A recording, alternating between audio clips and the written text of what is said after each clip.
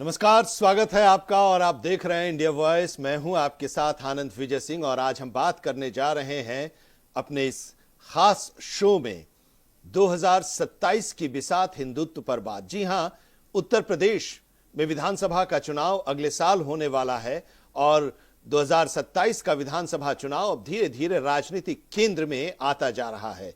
बिहार और पश्चिम बंगाल के बाद अब देश की सबसे बड़ी राजनीतिक लड़ाई उत्तर प्रदेश में दिखाई देने लगी है। 2017 में योगी आदित्यनाथ के नेतृत्व में भारतीय जनता पार्टी ने ऐतिहासिक जीत दर्ज की थी। 2022 में भी बीजेपी सत्ता में लौटी और योगी आदित्यनाथ लगातार दूसरी बार मुख्यमंत्री बने। अब 2027 में बीजेपी एक बार फिर योगी आदित्यनाथ के चेहरे पर ही चुनाव लड़ने की तैयारी में है, लेकिन सवाल है कि चुनौती कौन देगा। मुख्य मुकाबला फिलहाल उत्तर प्रदेश में समाजवादी पार्टी और भारतीय जनता पार्टी के बीच ही माना जा रहा है। हालांकि मैदान में कांग्रेस और बहुजन समाज पार्टी भी होंगी। बीएसपी की स्थिति पहले जैसी नहीं रही। मायावती बीजेपी के साथ भी सरकार पहले चला चुकी हैं, समाजवादी पार्टी के साथ भी, और अपने दम पर पूर्ण बहुमत भी हासिल कर चुकी हैं। लेकिन आज पार्टी की राजनीतिक मौजूदगी काफी कमजोर मानी जा रही है। ऊपर से मायावती साफ कर चुकी हैं कि बीएसपी किसी भी गठबंधन का हिस्सा नहीं बनेगी और अकेले ही उनकी पार्टी चुनाव लड़ेगी। ऐसे में विपक्षी वोटों के बंटवारे का सीधा फायदा बीजेपी को मिल सकता है। उधर कांग्रेस राष्ट्रीय स्तर पर समाजवादी पार्टी के साथ गठबंधन में जरूर है, लेकिन उत्तर प्रदेश में उसका जनाधार लगातार कमजोर हुआ है। 1990 के बाद से कांग्रेस यूपी की सत्ता में नहीं लौट पाई है। 2027 में दो लड़कों के गठबंधन की काफी चर्चा हुई थी, लेकिन नतीजे उम्मीद के मुताबिक नहीं आए। 2022 में भी कांग्रेस सिर्फ 2 सीटों तक ही सिमट गई। अब 2027 को देखते हुए राहुल गांधी अपनी रणनीति बदलते हुए दिखाई दे रहे हैं। रायबरेली दौरे के दौरान इसके संकेत भी मिले। कांग्रेस अब सॉफ्ट हिंदुत्व की लाइन पर आगे बढ़ती दिख रही है। बिहार में तेजस्वी यादव और पश्चिम बंगाल में ममता बनर्जी के राजनीतिक अनुभवों से कांग्रेस सीख लेती दिखाई दे रही है और दिलचस्प बात यह है कि इसी दिशा में अखिलेश यादव भी बढ़ते नजर आ रहे हैं। अपने गांव में केदारेश्वर महादेव मंदिर का निर्माण, भंडारे में शामिल होना, रामचरितमानस को सांस्कृतिक संविधान बताना, इन सबको उनकी छवि बदलने की कोशिश के तौर पर देखा जा रहा है। लोकसभा चुनाव में पीडीए यानी पिछड़ा, दलित और अल्पसंख्यक समीकरण से समाजवादी पार्टी को फायदा मिला था और अब वही फॉर्मूला 2027 में भी आजमाने की तैयारी है। वहीं कांग्रेस ब्राह्मण, दलित और मुस्लिम समीकरण पर काम करती दिखाई दे रही है, लेकिन बड़ा सवाल सीट शेयरिंग को लेकर भी है। चर्चा है कि कांग्रेस 100 से ज्यादा सीटों की मांग कर सकती है। समाजवादी पार्टी शायद ही इसके लिए तैयार हो। अगर दोनों दल अलग अलग चुनाव लड़ते हैं तो विपक्षी वोटों के बंटवारे का खतरा बढ़ जाएगा। राजनीतिक गलियारों में यह भी चर्चा है कि कांग्रेस लंबी रणनीति पर काम कर रही है। कांग्रेस को लगता है कि समाजवादी पार्टी के रहते वो यूपी में कभी मुख्य विपक्षी पार्टी नहीं बन पाएगी और ऐसे में अगर समाजवादी पार्टी लगातार तीसरी बार हारती है तो उसके भीतर नेतृत्व और संगठन को लेकर संकट पैदा हो सकता है और कांग्रेस भविष्य में खुद को बीजेपी के सामने बड़े विकल्प के तौर पर स्थापित करने की कोशिश कर सकती है। दूसरी तरफ बीजेपी की सरकार अपनी उपलब्धियों को जनता तक पहुंचाने में जुटी है। एक्सप्रेसवे, ग्रामीण सड़कें, धार्मिक और सांस्कृतिक कॉरिडोर, महिला सशक्तिकरण, प्रधानमंत्री आवास योजना, रक्षा कॉरिडोर, शिक्षा, स्वास्थ्य और रोजगार जैसे मुद्दों को बीजेपी अपने अभियान का आधार बना रही है और साथ ही कानून और व्यवस्था को लेकर भी भारतीय जनता पार्टी लगातार लोगों को बता रही है कि किस तरह से माफिया राज को खत्म किया, गुंडा राज को खत्म किया। इन उपलब्धियों के साथ भारतीय जनता पार्टी चुनाव मैदान में जाने की तैयारी कर रही है और साथ ही आरएसएस का भी साथ है और आरएसएस भी उसके साथ रणनीति बनाने में जुट गई है। तो क्या 2027 में योगी का विजय रथ फिर दौड़ेगा? क्या अखिलेश यादव सत्ता में वापसी कर पाएंगे? क्या राहुल गांधी यूपी में कांग्रेस को फिर से खड़ा कर पाएंगे और क्या मायावती कोई बड़ा खेल करेंगी? इन तमाम सवालों पर आज हम अपने मेहमानों के साथ चर्चा करेंगे अपने इस खास चर्चा में। और चर्चा हम आज करने जा रहे हैं 2027 की बिसात हिंदुत्व पर बात।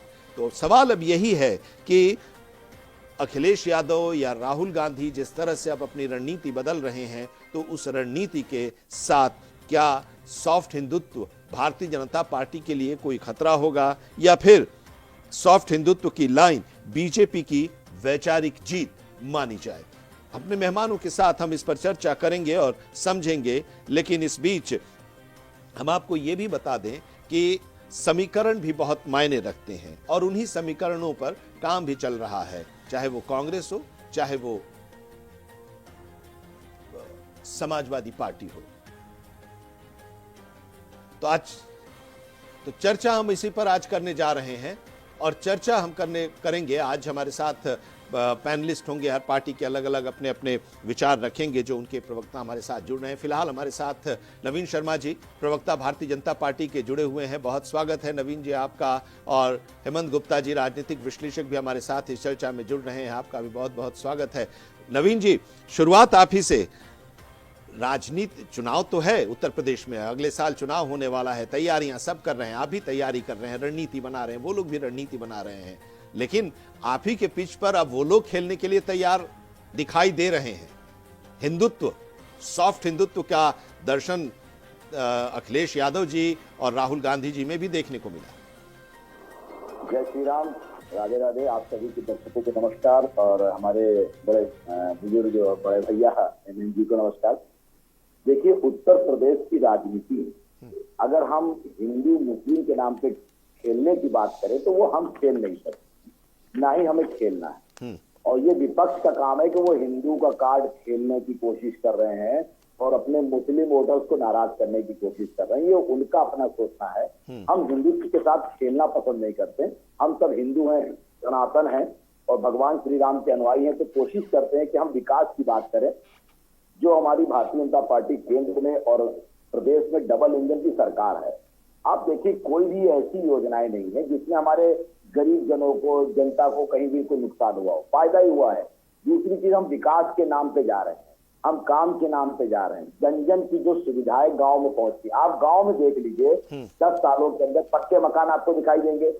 जो पक्के मकान सिर्फ बड़े लोगों के हुआ करते थे, आज गरीब आदमी के भी 2 कमरों का मकान एक माननीय प्रधानमंत्री योजना में उसका बना है। वो सर से कह सकता है कि हमारे छप्पर नहीं छू रहे हैं। घर घर तक हमने कोशिश की है कि कोई बीमा योजना हो, किसान योजना हो, उनको हम योजनाओं के नाम पे काम कर रहे हैं। हमें मुख्यमंत्री जी श्री योगी जी का एक ही विकास है कि सबके साथ एक न्याय हो। कानून व्यवस्था पर हम बात करना चाहेंगे। कानून व्यवस्था आज हमारे उत्तर प्रदेश की क्या है? किसी माफिया की गुलाम नहीं है, किसी नेता की गुलाम नहीं है। कोई विधायक दरोगा जी को नहीं हड़का सकता है, क्योंकि कानून का सम्मान करना हर एक का धर्म बनता है, चाहे वो पक्ष हो विपक्ष हो। माननीय मुख्यमंत्री जी की योजनाओं में कहीं भी कोई बदलाव नहीं, एक सिद्धांतिक कार्य है। हमारी जो भी कहीं ना कहीं पुलिस की भर्तियां हुई, साफ सुथरी नजर से हुई, गलत करने वालों के साथ तुरंत सजा हुई, तुरंत गिरफ्तारी हुई। तो हम ये नहीं छोड़ते जो नेता का लड़का है कि ये नेता का विधायक जो गलत करेगा उसको सजा मिलेगी। रही दूसरी बात, विपक्ष अगर हिंदुत्व की कार्ड खेलने की कोशिश कर रहा है, भंडारे में आता है या अपना सनातन धर्म की बात करता है, तो हम इससे खुश हैं सर, अच्छी बात है। हम चाहते क्या थे? हम यही चाहते थे कि पूरे भारतवर्ष में सभी धर्मों का सम्मान हो, कोई राजनीति के तौर पे इसको ना खेले। देखिए, वो उनका राजनीति के तौर पे खेल रहे हैं, तो उत्तर प्रदेश की जनता 2027 में उनको जवाब देगी। मगर हम जातिवाद, धर्म, इन सबसे अब अलग उठकर सबसे बड़ा काम करना है विकास की, गरीब लोगों की, बच्चों की शिक्षा की। तो हमें कहीं ना कहीं काम करना, हम काम के लेवल पे आगे बढ़ रहे हैं। हमारी योजनाएं आगे बढ़े। हमारे दोनों उप मुख्यमंत्री 12 घंटा काम कर रहे हैं। केशव जी, ब्रजेश जी हर एक उत्तर प्रदेश के 75 से 80 जिलों में भ्रमण कर रहे हैं। गर्मी का 42 डिग्री भी उनको वहां काम करने से रोक नहीं पा रहा है और बकायदा काम करने का वो चाह रहे हैं। मुख्यमंत्री जी खुद निगरानी करते हैं कि कहां पर क्या विशेषताएं हैं। तो रही बात विपक्ष की, विपक्ष अगर श्री राम की बात कर रहा है, मैं बहुत खुश हूं और मैं आपके चैनल के माध्यम से आदरणीय श्री अखिलेश जी से निवेदन करना चाहूंगा। आप मंदिर बना रहे हैं, हम बहुत खुश हैं सर, हृदय से बहुत खुश हूं। और जब भी आपका मंदिर का पूजा पाठ शुरू होगी, हम सब लोग बिना निमंत्रण आएंगे, क्योंकि भगवान के दरबार में जाना चाहिए।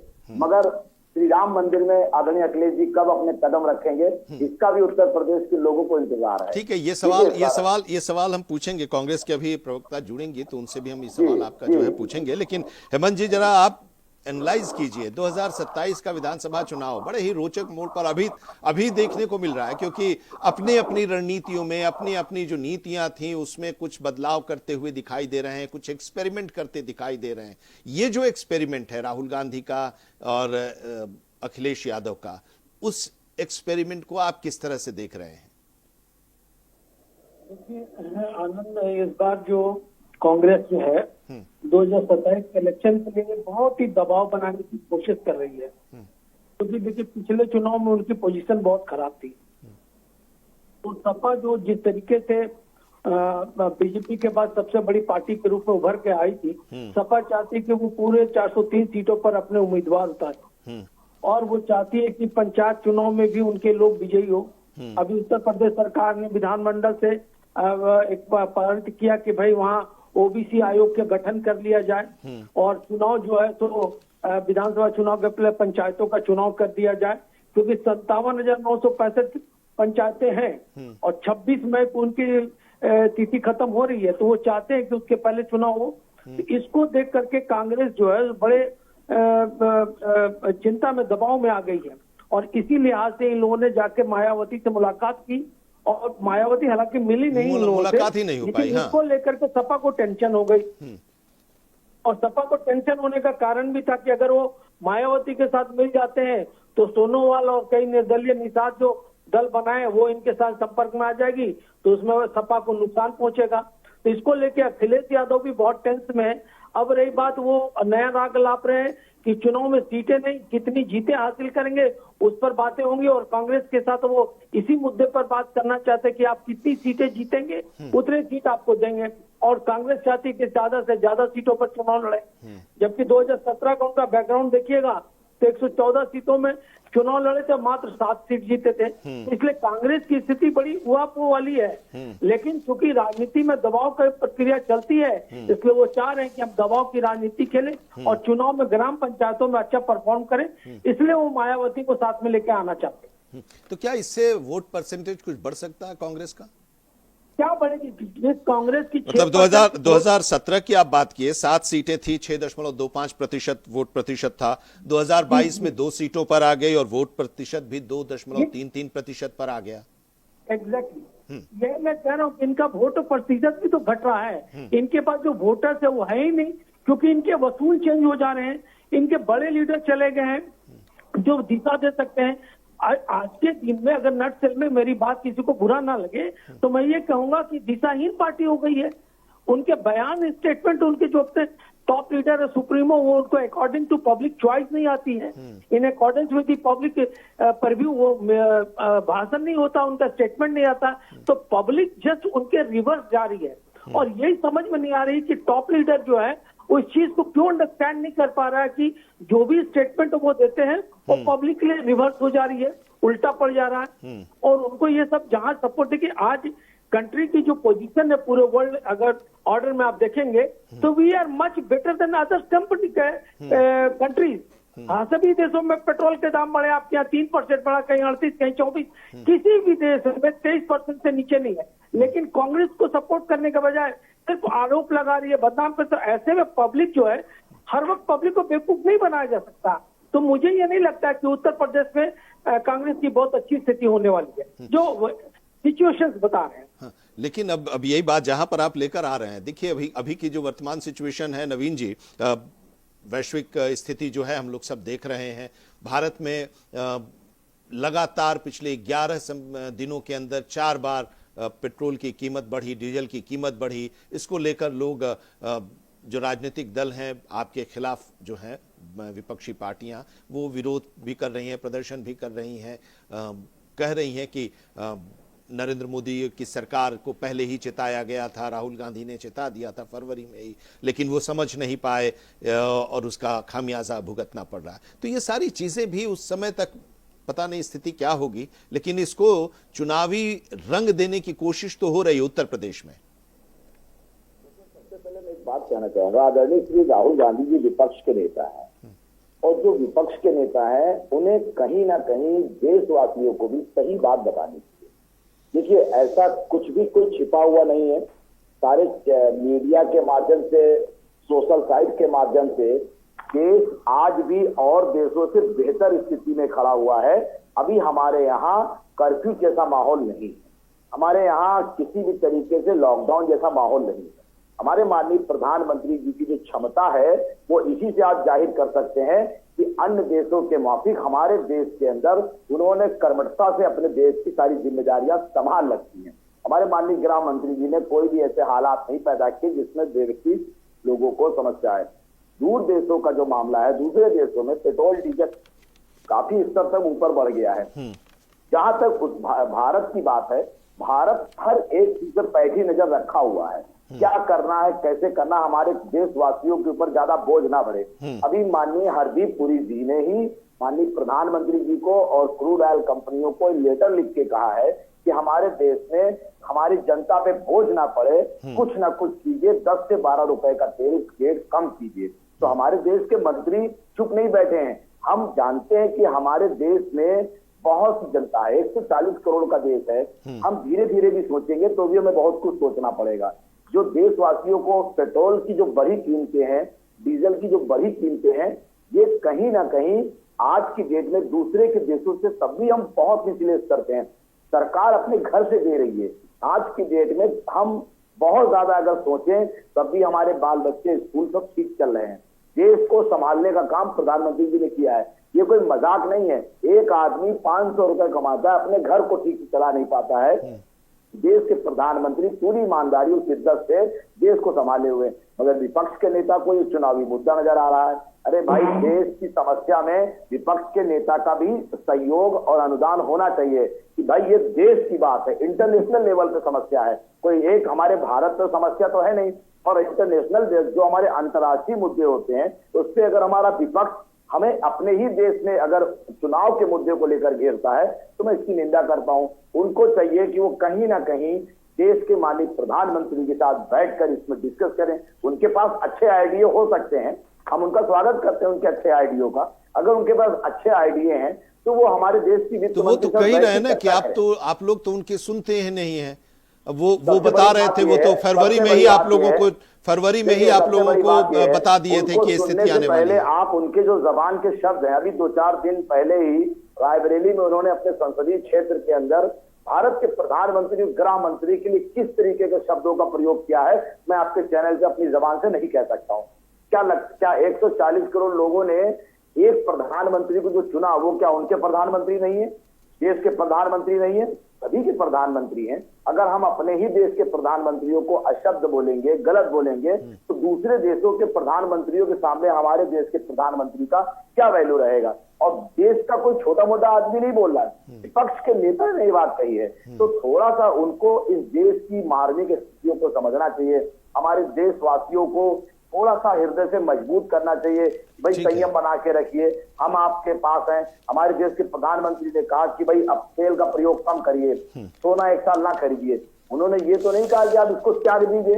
अरे भाई, थोड़ी सी अगर हम कहीं ऊपर समस्या लेबर पे ज्यादा है तो आप नीचे से भी थोड़ी मदद कर सकते हैं हम सबको। तो जिस प्रकार से देश के प्रधानमंत्री का आह्वान है उस प्रकार से देश के विपक्ष के नेता का भी सम्मानजनक शब्द आना चाहिए, अच्छे शब्दों का विचार होना चाहिए। क्या देशवासी लेकिन उसी दौरे में नवीन जी वो वीरा पासी की मूर्ति का अनावरण भी कर रहे हैं और इससे वो एक संदेश भी जा रहा है। पासी वोटर्स को एक संदेश देने की कोशिश कर रहे हैं। अवध के इलाके में करीब 30 सीटें ऐसी हैं जहां पर उन लोगों का प्रभाव है। तो उस अपना जो समीकरण वो बनाने की कोशिश कर रहे हैं उसमें वो लेने की, वो पासी समुदाय को अपने साथ जोड़ने की कोशिश कर रहे हैं। मैं एक बात आपको बताना चाहूंगा चैनल के माध्यम से, विपक्ष का काम है वो पक्ष की चीजों को कमजोर करना, मगर जब पक्ष पूरे देश में और राज्य में मजबूत है, हम सबके विचारों की बात कर रहे हैं, हम एक जाति धर्म की बात नहीं करते, हम सबका साथ, सबका विकास, सबका प्रयास, सबका विश्वास लेकर चल रहे हैं। डबल इंजन सरकार है। अगर हम सबका काम कर रहे हैं तो सभी समुदाय लोग उसमें शामिल हैं।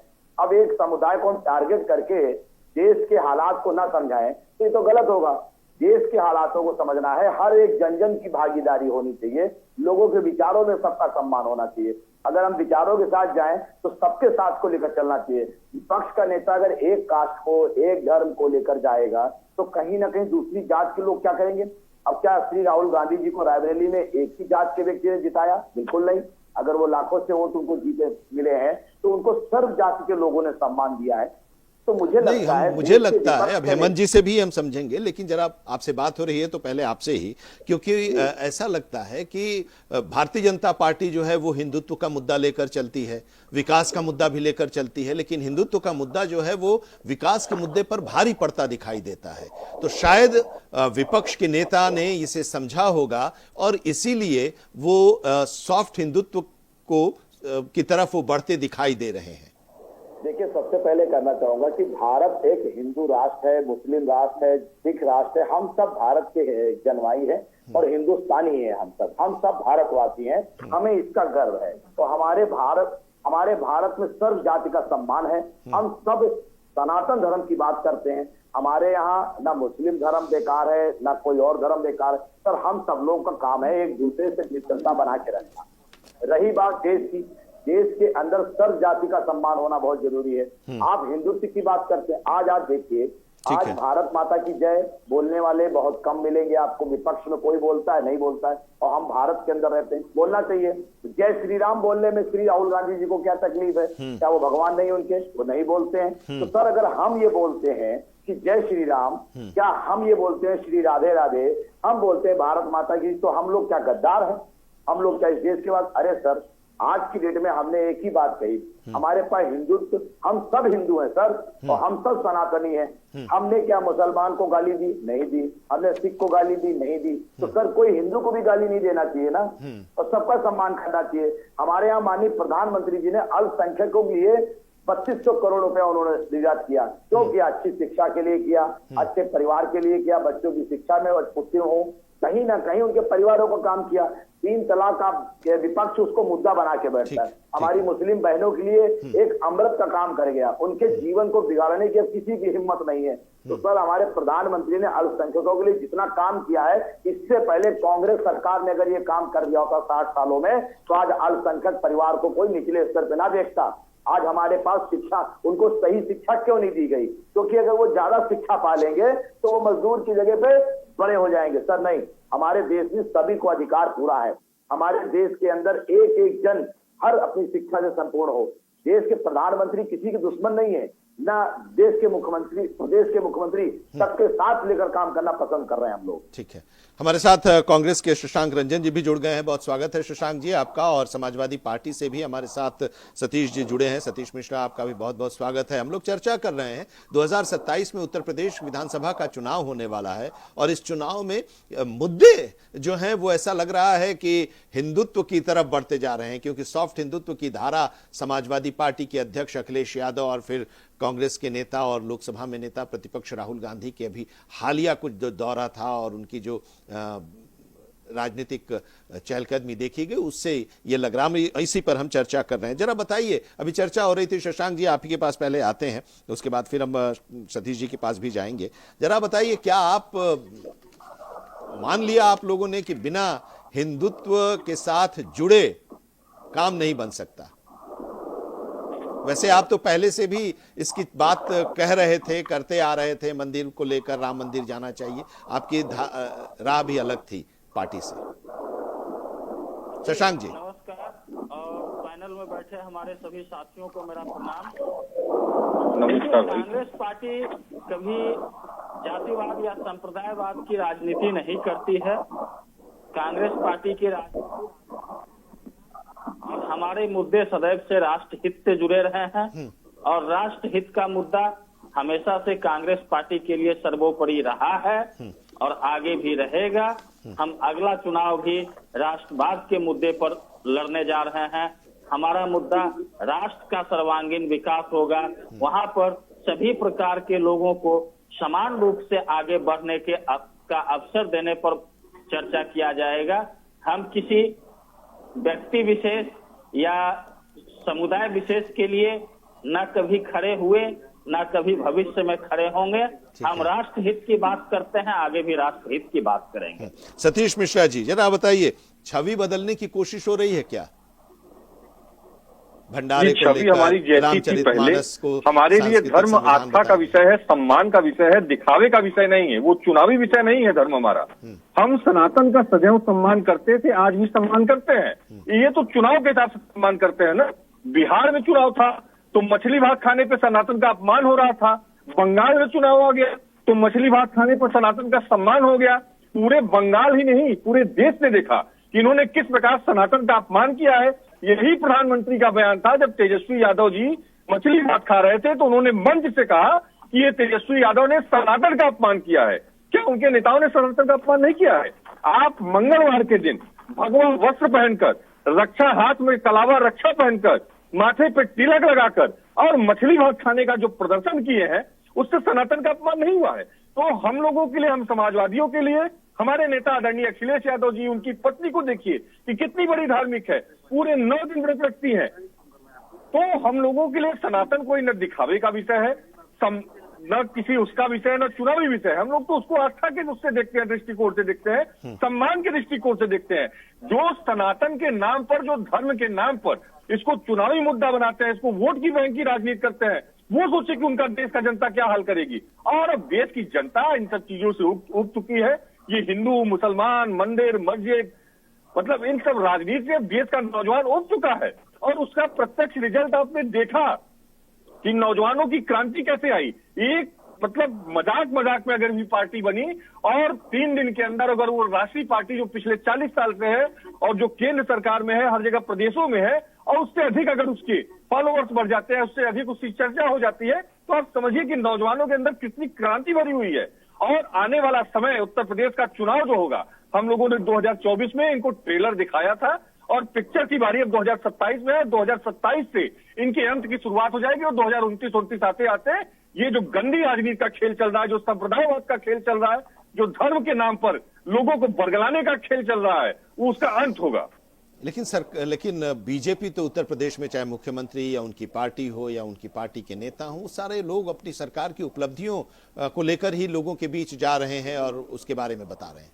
इनके सरकार की उपलब्धि ये है कि इनके सरकार जब से आई है, उत्तर प्रदेश में जो शांति का माहौल था, जो प्यार और मोहब्बत का माहौल था, उस मोहब्बत में इन्होंने इतना खलल डाल दिया है कि पहले ये 10 साल 5 साल ये धर्म के नाम पर लड़ाए, हिंदू मुसलमान के नाम पर लड़ाए, अब ये जातियों के नाम पर लड़ा रहे हैं। आप देख रहे हैं कि हिंदू धर्म में कितनी जाति आपस में लड़ रही हैं। जाति के नाम पे कैसे कैसे कमेंट हो रहे हैं एक दूसरे के ऊपर, जाति के नाम पे कैसी कैसे भावनाएं फैलाई जा रही है। हाँ, और कहीं गलती से आपकी पार्टी के एक नेता का भी कमेंट आया था, आपकी पार्टी के एक नेता का भी कमेंट आया था। जी जी बिल्कुल। आप देखिए ना कि हमारी पार्टी के उस पर कोई एक्शन हुआ या नहीं? मेरी बात तो सुनिए। हाँ, मेरी बात नहीं, मतलब आप अपने को भी उसमें शामिल कीजिए। बिल्कुल मेरी बात, जब आप मतलब जाति के आधार पर भावनाओं को ठेस पहुंचाएंगे, गंदगी फैलाएंगे, तो हर तरफ से कमेंट आएंगे ना। और ये तो समाजवादियों की क्षमता का देखिए कि हमारे नेता ने पार्टी के अंदर भी उस लोकतंत्र को स्थापित किया है कि अगर किसी नेता ने गलत बयान दिया तो हम सभी ब्राह्मण समाज के लोग जो समाजवादी पार्टी से जुड़े, उन्होंने मुंह खड़ा होकर विरोध किया।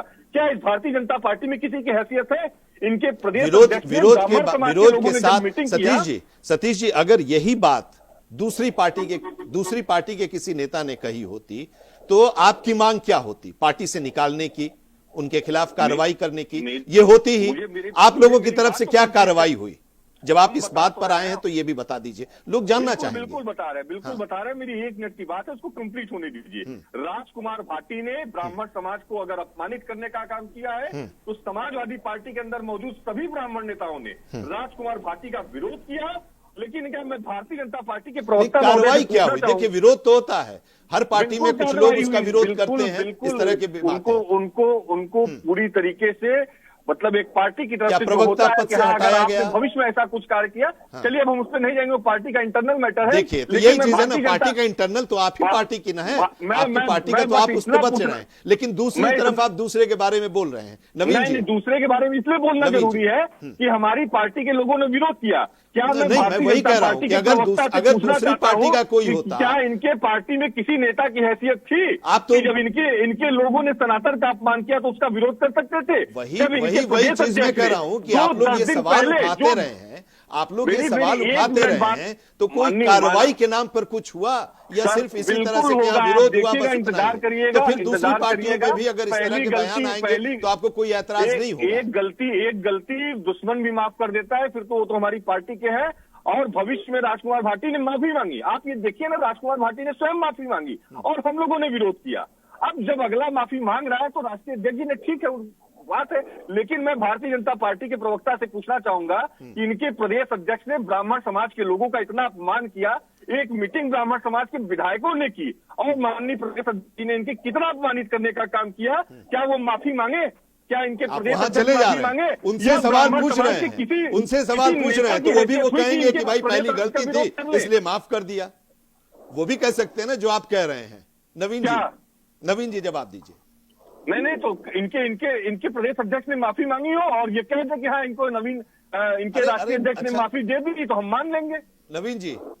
जी सर। हाँ देखिए, सबसे पहले तो मैं एक बात कहना चाहूंगा कि इनकी पार्टी का कोई नेता अगर परशुराम भगवान का अपमान करता है तो इनकी पार्टी का इंटरनल मामला हो जाता है। ठीक, पहली बात तो ये है।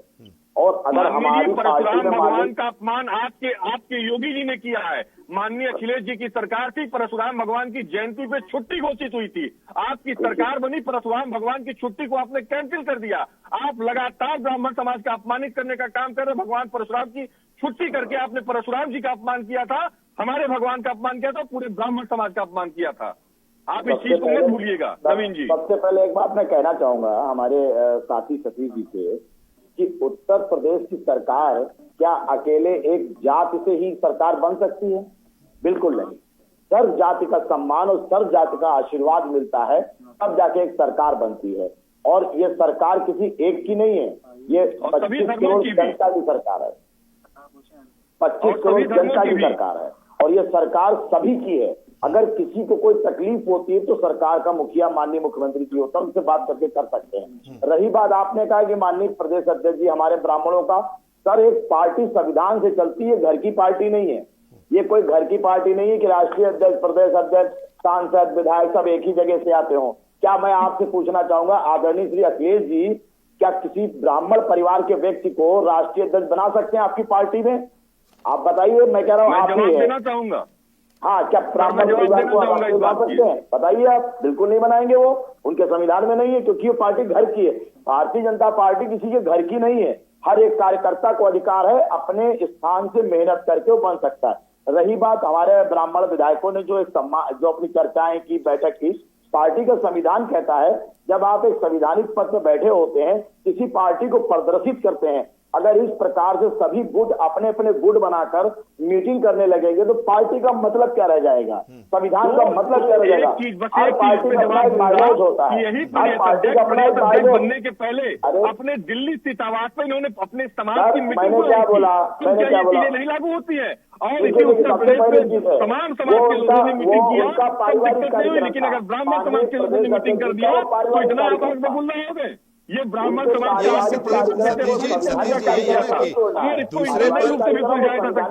ब्राह्मणों के सम्मान पर आपकी तरफ अगर उंगली उठे तो दूसरी तरफ बोलने की कोशिश करते हैं। हेमंत जी जरा ये बताइए, आप बताइए ये छवि बदलने की जो कोशिश हो रही है इससे क्या लाभ इन लोगों को मिल सकता है? क्या उसका नुकसान भारतीय जनता पार्टी को हो सकता है?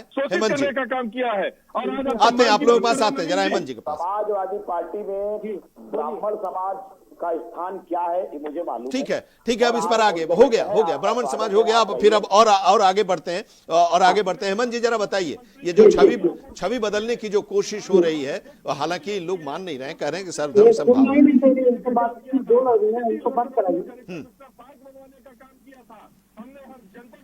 एक ब्राह्मण को विधायक बनाने का कार्य किया था और आज ब्राह्मणों की स्थिति क्या उत्तर प्रदेश में है? आते हैं ठीक है, आते हैं नवीन जी, बोलने दीजिए दूसरों को। आते हैं सतीश जी आते हैं।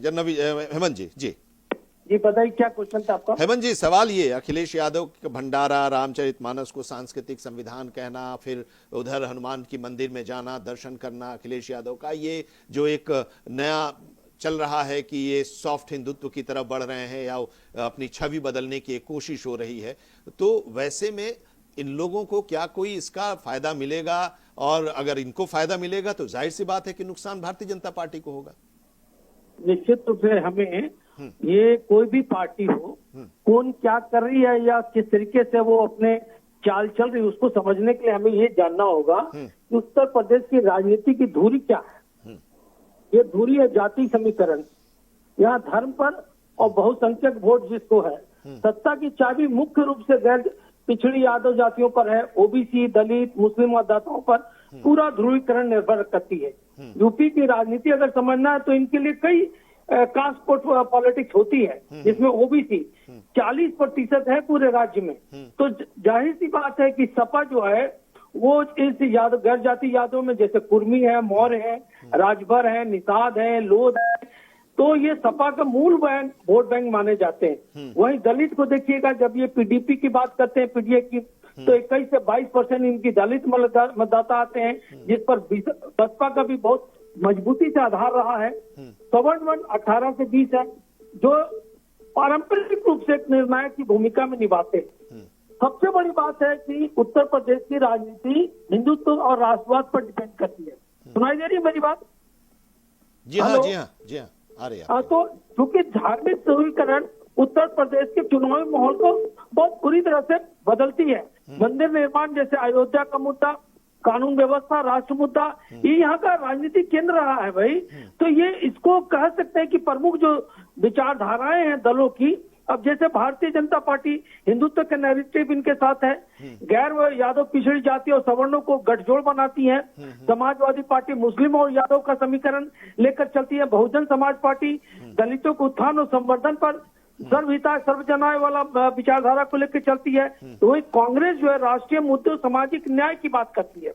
तो अब सवाल उठता है कि जब आप जातीय समीकरण को समाप्त मिलाने की बात कर रहे हैं, तो मुस्लिम तुष्टीकरण की राजनीति से कांग्रेस उत्तर प्रदेश में कायम रही। लेकिन अब देखिए, अभी हाल में ही जमायते उल हिंद के मौलाना मदवी ने क्या कहा कि गाय को राष्ट्रीय पशु क्यों नहीं बीजेपी घोषित करती है, जबकि राष्ट्रीय पशु में हमारा बाघ है। अब वो उनका कहने का मतलब ये था कि पहले लोग इस्लाम के नुमाइंदे जो होते थे वो इस्लाम को गलत ढंग से पेश करते थे।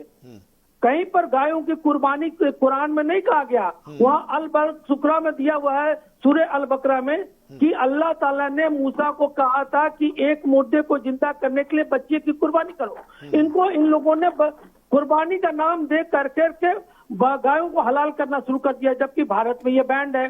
कुछ राज्यों में आर्टिकल 48 के तहत नए कानून है कि भाई जहां मांस चल रहा है, सर्व धर्म की बात होती है, वहां ये खा सकते हैं, लेकिन बहुत सारे राज्यों में ये प्रतिबंध है। भारत दुनिया का चौथा बड़ा देश है मांस में, भैंस का मांस पे, लेकिन गायों का नहीं प्रतिबंध है। नेपाल में बंद है, भूटान में बंद है, श्रीलंका में बंद है। ये गाय की मांस मंगाते हैं। तो ये क्यों मुसलमानों ने कहा? जब लोगों के पास सोशल मीडिया के माध्यम से, टीवी के माध्यम से, अब जब ये जो कुरान शरीफ हिंदी में जब छपने लगा तो लोगों को पता चलने लगा असली कुरान क्या है। तो उसी तरीके से कांग्रेस जिस तरीके से तुष्टीकरण की राजनीति में लोगों को बरगलाती रही, संविधान में संशोधन करती रही, आज पूरे सनातनी इस देश का उनके खिलाफ जा रहे हैं। इसी वजह से उनका हर राज्य में वोट परसेंटेज कम होता जा रहा है। अब आइए सपा की बात। तो सपा सामाजिक न्याय में आज के दिन में सबसे बड़ा कंटेस्टेंट है, और मुझे ये लगता है कि आने वाले चुनाव में सपा जो है 88 से 135 सीट तक जा सकती है, और बसपा जो मुश्किल से 10 सीट लाएगी। तो कांग्रेस भी 2 से जम करके ज्यादा से ज्यादा 10। तो कहीं न कहीं रूप में हिंदुत्व और राष्ट्रवाद की भावना आती है, तो बीजेपी 300 पार करके ही चुनाव को जीत पाएगी और जीत जाएगी। तो ये किसी भी तरीके से आप देखेंगे तो ध्रुवीकरण में जातीय समीकरण और धार्मिक समीकरण दोनों इन्वॉल्व है। ठीक है, अब इस पर एक और सवाल है, वो आपसे पूछेंगे, लेकिन जरा शशांक जी के पास चलते हैं। शशांक जी, अब जरा ये बताइए कि आप लोग क्या अभी सोच रहे हैं, क्योंकि एक चर्चा ये भी चल रही है कि कांग्रेस लगातार 1990 से सत्ता से बाहर है और उसका ग्राफ नीचे गिरता जा रहा है। जो मेरे पास डाटा है उसमें देखिए कि 2007 में आप 8.61% लाए, 2012 में 28 सीटें थीं, 11.60%। उसके बाद से आप फिर घटते गए 6.25%, 7 सीटों के साथ 17 में, और 22 में 2 सीटों के साथ 2.33%। ये ग्राफ आपका गिरता जा रहा है, और माना यही जा रहा है कि जैसे बिहार में लालू प्रसाद यादव की पार्टी है, तो वो जब तक कमजोर नहीं होगी तब तक आप मजबूत नहीं होंगे, ममता बनर्जी कमजोर नहीं होंगी तब तक आप मजबूत नहीं होंगे, अखिलेश यादव कमजोर नहीं होंगे, मायावती कमजोर नहीं होंगी तब तक आप उत्तर प्रदेश में मजबूत नहीं होंगे। तो एक रणनीति कांग्रेस की ये चल रही है कि ये लोग कमजोर हों, हम अकेले लड़ें, वोटों का बंटवारा हो, हमारे पास तो खोने के लिए कुछ है नहीं, और खोएं तो और भी नहीं, 2 सीट भी चली जाए तो उससे भी कोई मतलब नहीं, लेकिन ये कमजोर होंगे तो कांग्रेस के पास आगे का रास्ता होगा। आप ये सोच रहे हैं इसलिए अकेले चुनाव लड़ने की कोशिश में है? जी, कांग्रेस पार्टी कभी किसी को कमजोर करके मजबूत होने की स्थिति में नहीं रही है। कांग्रेस पार्टी की अपनी विचारधारा है, अपने मुद्दे हैं, और कांग्रेस पार्टी अपने दम पर चुनाव लड़कर सरकार बनाई है और आगे भी बनाएगी। इस बात में किसी प्रकार का विवाद नहीं है। आज हमारी स्थितियां भले ही थोड़ी कमजोर हो चुकी है, लेकिन हम अपने इस कमजोरी को दूर करते हुए एक बार फिर मजबूती के साथ उभरेंगे। हम अपने साथियों के साथ आगे बढ़ रहे हैं, आगे भी अपने साथियों को साथ लेकर चलेंगे, साथ जाएंगे। साथियों के पिछली बार तो साथ नहीं थे। 399 सीटों पर आप चुनाव लड़े, 387 सीटों पर आपकी जमानत जब्त हुई, 2 सीट पर जीत हुई, रामपुर खास में आराधना मिश्रा मोना और फरिंदा से आप जीते, वीरेंद्र चौधरी 2 ही सीटों पर आपकी जीत हुई। इस बार क्या अकेले लड़ेंगे, या साथ लड़ेंगे? राजनीति और चुनाव में हार जीत होते रहते हैं, स्थितियां मजबूत और कमजोर होती रहती है। यह वक्त का तकाजा होता है कि जो है कौन मजबूत है, कौन कमजोर है।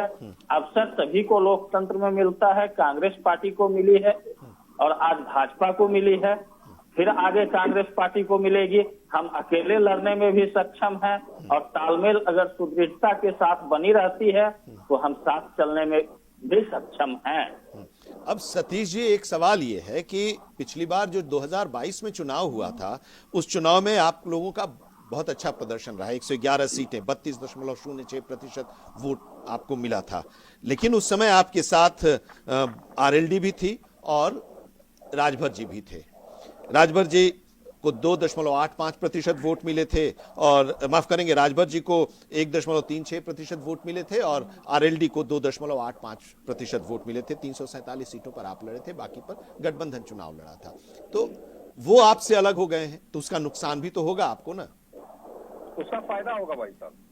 उसका फायदा ये होगा कि 2022 में आरएलडी थी, राजभर जी थे, स्वामी प्रसाद मौर्य जी थे, और शायद तभी हम हार भी गए थे। और 2024 में इन्होंने साथ छोड़ दिया तो उत्तर प्रदेश में अकेले समाजवादी पार्टी 37 सीट जीत कर गई है और कांग्रेस गठबंधन की सीटें मिलाकर 43 सीटें हैं।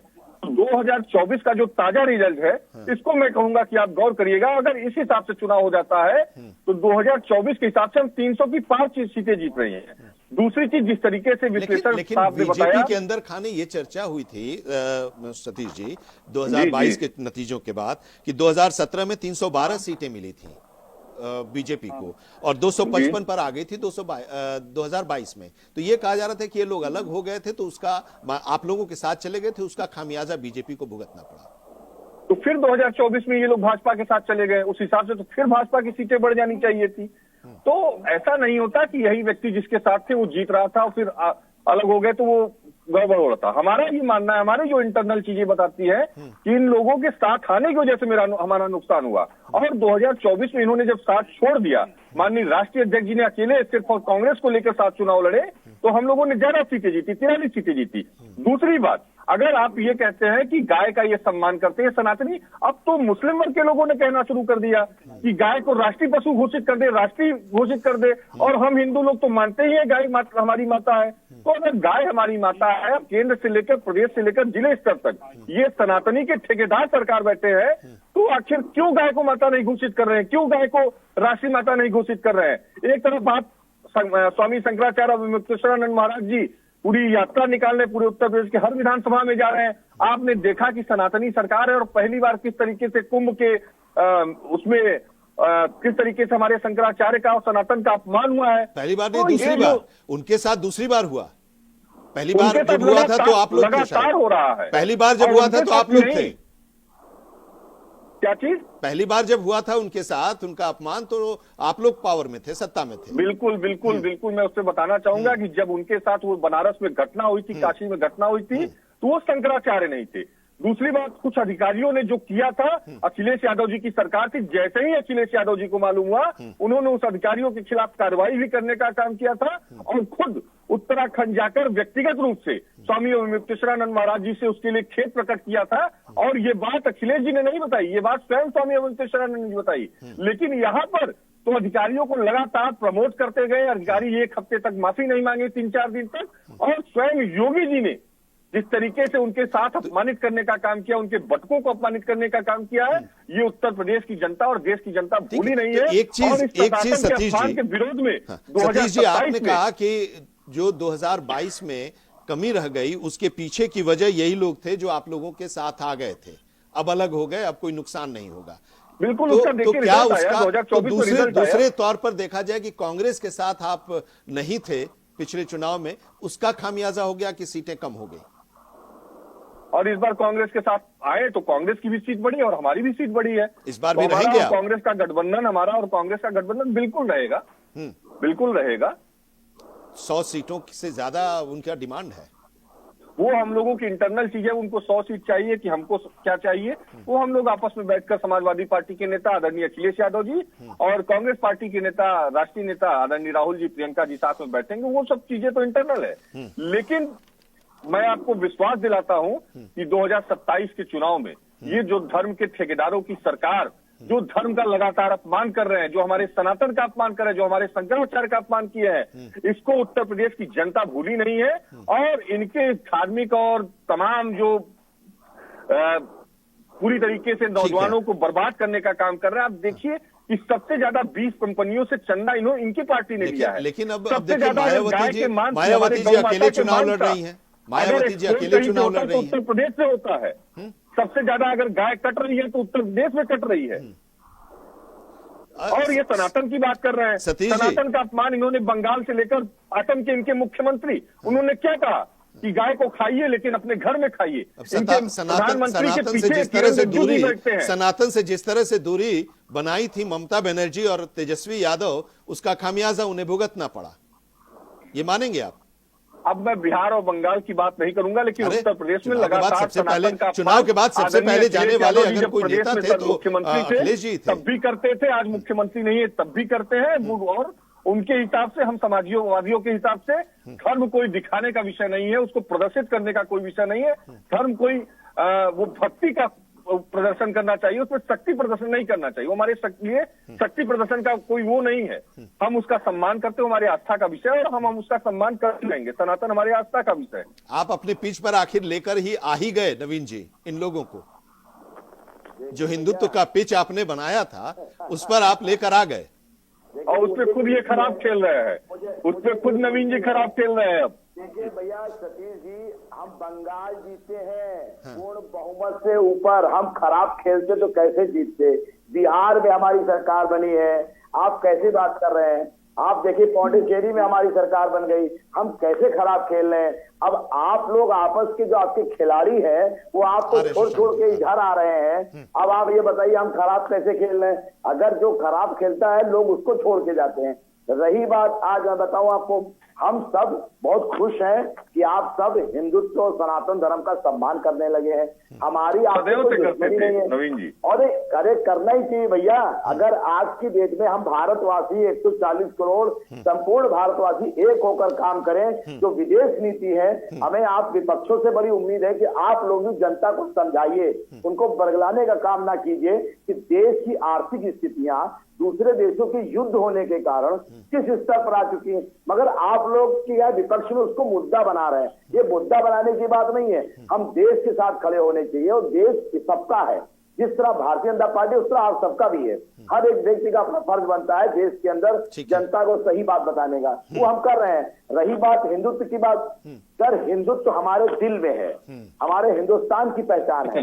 और अगर आप लोग ये अब अपने आप को हिंदुत्व में शामिल कर रहे हैं तो बड़ी देर कर दी है। इन लोगों के भी दिल में, सतीश जी के भी दिल में, सतीश जी कभी हिंदुत्व या सनातन को लेकर इस तरह की बातें नहीं, ये बताया- लोग नहीं करते, बताया लेकिन ना इनके सर साथ कि के लोग हम कर लोग देते हैं हिंदुत्व तो का उसके सम्मान बाद सदैव थोड़ी चुप्पी करते रह थे। जाती है। और इनके शशांक जी, हिसाब से उसका चुनाव में संबंध में नवीन जी से एक प्रश्न पूछूंगा कि माननीय प्रधानमंत्री नरेंद्र मोदी जी ने जब तेजस्वी यादव का वीडियो आया मछली भात खाते हुए, तो उसको उन्होंने कहा कि ये सनातन का ये उस अपमान समय है। बंगाल सतीश में जी, सनातन उस का अपमान नहीं समय हुआ। सावन और नवरात्रि के समय का जो समय था उसको बंगाल में लेकर, जिस दिन इन्होंने मछली भात उसको खाया था लेकर उस दिन था। मंगलवार अब- का समय था, हाँ, उसको और हर लेकर था। नेता के माथे पर टीका लगा हुआ था, जो कलावा बना हुआ था, सब भगवा वस्त्र पहने जो हुए थे। वीडियो तेजस्वी जी का आया था उनके साथ मछली भात वाला, तो वो उस समय वो सावन या नवरात्रि का कुछ समय चल रहा था, उसको लेकर वो ये बताइए, मतलब मछली ठीक है, भात अगर ठीक है, सावन चलिए में चलिए खा चलिए रहे हैं, शशांक जी कुछ वीडियो कहना चाह बना रहे तो थे, वो शशांक जी को भी सनातन सुन लेते हैं। अरे भाई, और मंगलवार अरे शशांक जी, हाँ बताइए।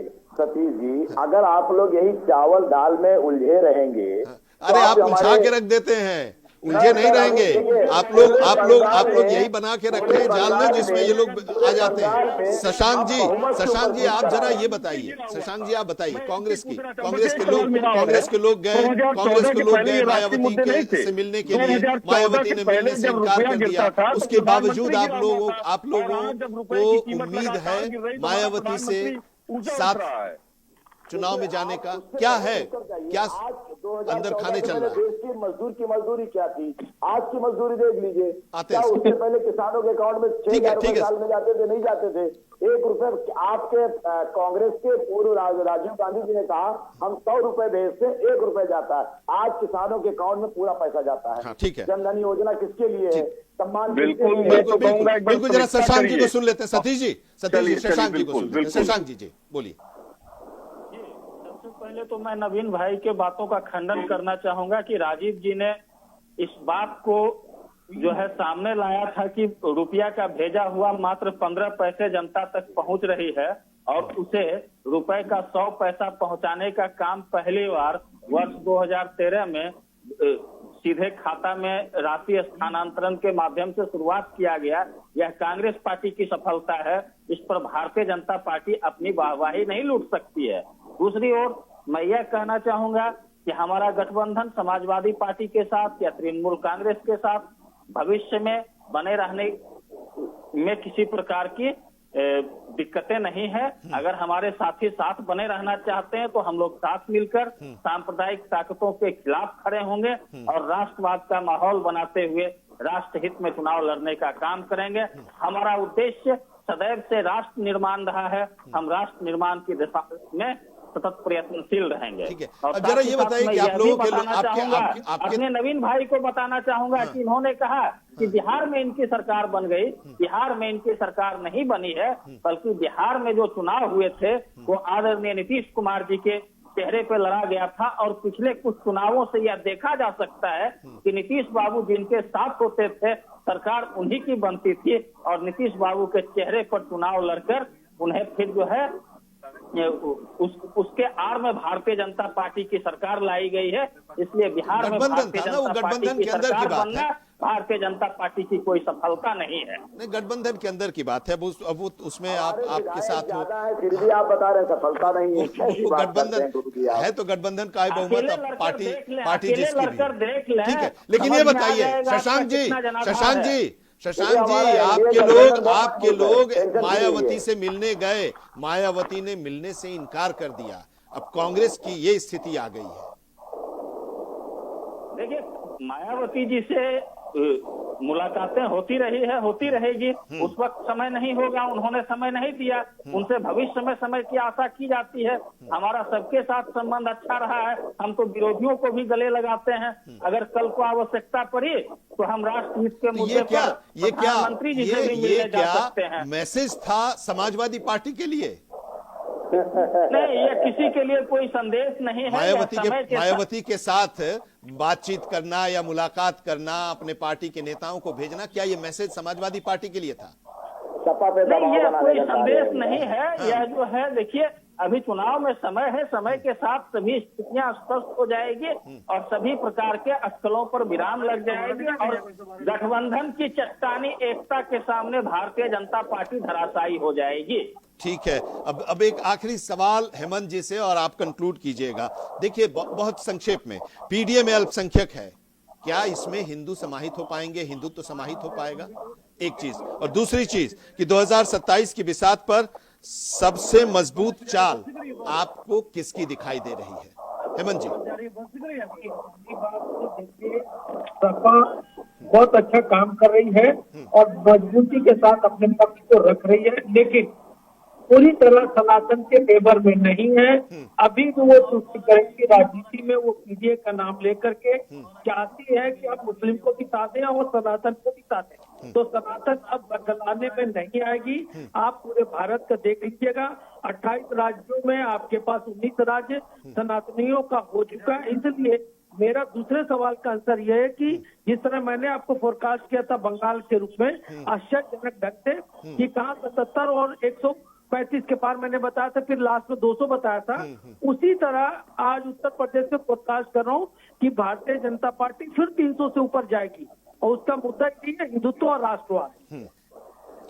चलिए अब इस पर आगे भी प्रतिक्रियाएं जरूर आप लोगों की भी आनी है, लेकिन आगे भी हम इस पर चर्चा करेंगे क्योंकि अब तो चुनाव का समय भी शुरू हो रहा है, रणनीतियां भी बननी शुरू हो गई, आगे भी चर्चा होती रहेगी। बहुत धन्यवाद हमारे साथ जुड़ने के लिए नवीन शर्मा जी आपका, सतीश मिश्रा जी, हेमंत गुप्ता जी, शशांक रंजन जी, बहुत बहुत धन्यवाद हमारे साथ जुड़ने के लिए। 2027 की बिसात हिंदुत्व पर बात में आज इतना ही, लेकिन देश और दुनिया की खबरों के लिए जुड़े रहिए इंडिया वॉइस के साथ।